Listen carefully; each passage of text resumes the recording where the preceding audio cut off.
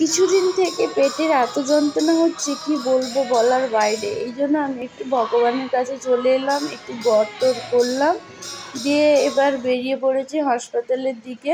তো এসে আমার ছেলে আমাকে বলছে, মাম্মাম আমাকে একটা আইসক্রিম এনে দাও। এত জেদ করলো, তারপরে তাকে একটা আইসক্রিম এনে দিলাম আমি।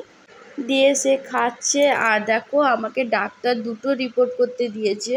তো একটা হচ্ছে ইউরিন টেস্ট, আর একটা হচ্ছে পেটের মানে ফটো তুলতে দিয়েছে। তো আমার একটা টেস্ট করা হয়ে গেছে, ইউরিন টেস্ট, কিন্তু পেটে ফটো তোলা এখন অবধি হয়নি। তো ও তো রিপোর্টটাও পেয়ে গেছি। তো রিপোর্টে কিছু নেই ইউরিনে বলছে, কিন্তু এখন পেটে তুলতে হবে ছবিটা, ওইটা তুললে বোঝা যাবে যে কি হয়েছে না হয়েছে। তো আমি জানি না, আমি ভিডিও বানাচ্ছি, তো মনটাকে সান্ত্বনা করার জন্য আমি একটু শর্ট ভিডিওগুলো বানাই। কিন্তু সত্যি কথা বলতে গিয়ে আমার শরীরটা অনেক দিন থেকে প্রচুর খারাপ যাচ্ছে, বাসন্তী পুজোর থেকে।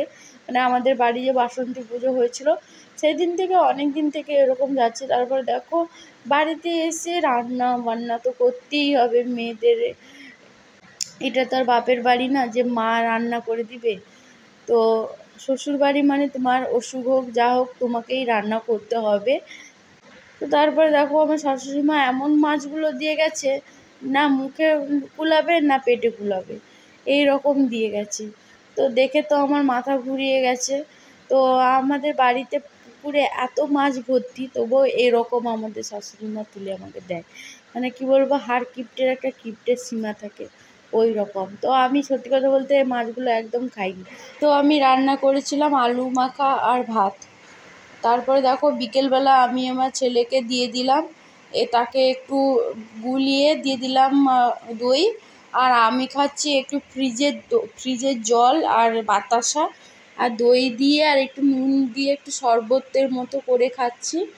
তো আমার পেটটা এত, সত্যি বলতে কয়েকদিন থেকে পেটটা এত খারাপ যাচ্ছে, অসুখের জন্য মন মেজাজ একদম ভালো নেই। এবার রাত্রে ভাবলাম ডিনারে বিরিয়ানি আনি, দিয়ে বিরিয়ানি আনলাম, দিয়ে খেয়ে নিলাম।